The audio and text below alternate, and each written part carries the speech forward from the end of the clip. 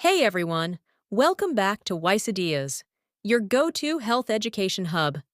Today we're diving into something sticky, a little gross, but super important. Earwax. Why do we have it? Should we clean it? And why does it sometimes itch like crazy?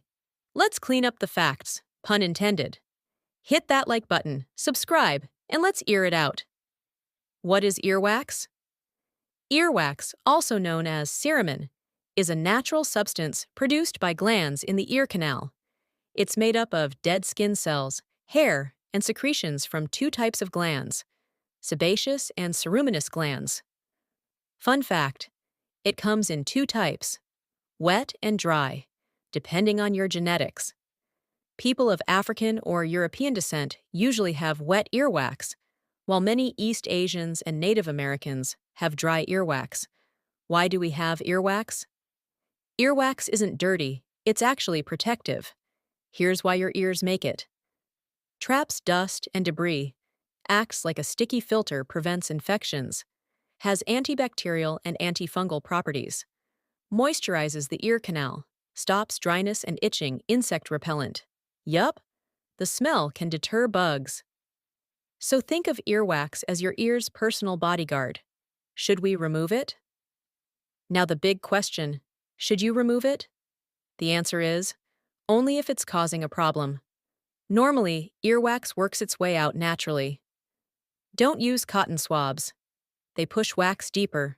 Clean only the outer ear with a damp cloth. Go to a doctor if you have symptoms like hearing loss, pain or fullness, ringing or dizziness. Think of your ears like a self-cleaning oven. They don't need your help unless there's a blockage. Why does earwax itch? Itchy ears?